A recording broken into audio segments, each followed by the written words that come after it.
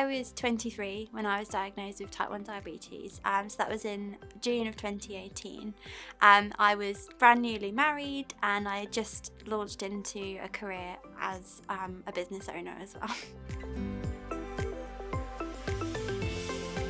So I experienced kind of the 4 typical symptoms of type 1 diabetes. So I had frequent urination, extreme thirst, tiredness and weight loss.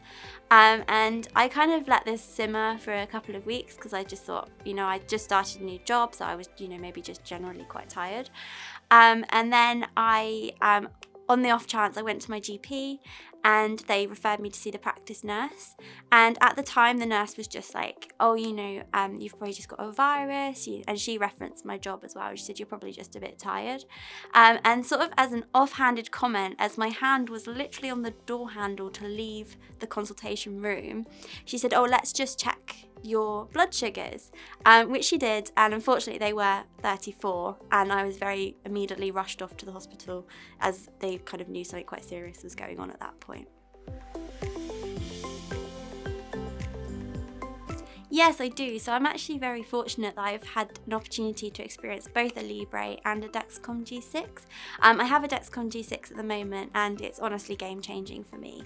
My husband has the ability to track my sugars when I'm out, say if I'm out walking the dog, which just alleviates so many worries about having a hypo and maybe not realising I was having a hypo and, sort of being on my own, and it really helps with getting a better night's sleep, as I feel really safe that my Dexcom will catch any hypos that I do have.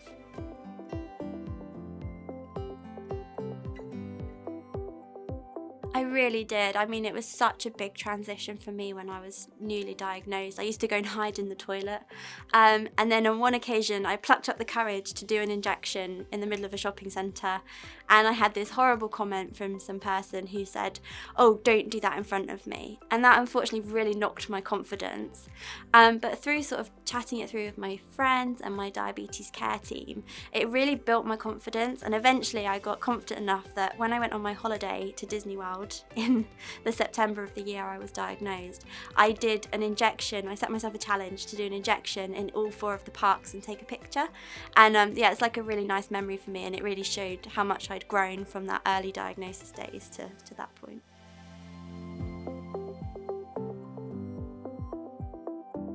So I was very nervous when I first started university about how people would react to, obviously, my alarms potentially going off if I was having a hypo. But everyone was really, really understanding. They were really keen to learn about my health condition and sort of what that meant for me. And I was really lucky enough to be supported by my university to lead some education sessions to my fellow students about what it's like living with type 1 diabetes. Absolutely. Having type 1 diabetes really inspired me to go back into education. During the COVID pandemic, I was pregnant, and I was very lucky enough to be looked after by an amazing diabetes care team. And that itself just really inspired me to want to work for the NHS and give back in a role where I could also work with diabetes patients and hopefully make as much of a difference to them as they made to me at that time. So I tend to do jelly babies, or my absolute favourite is Percy Pigs. I often have to try and remember that I can only eat 1 or 2 Percy Pigs in order to treat the hypo. So yeah, that's definitely one that really works for me. Overnight, I tend to use more orange juice, just because it tends to go down a bit quicker, and I'm very keen to get back to sleep at that point.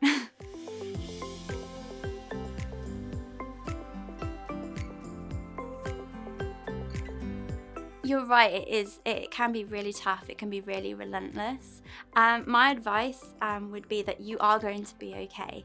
And the best advice that I received when I was first diagnosed was, you will be okay again. At the time, phrases like insulin ratios and carb counting just seemed like a foreign language to me. I was like, no idea. But now it's second nature. It's such an intrinsic part of my life. I often don't even think about it. So to anyone who is newly diagnosed, you will be okay.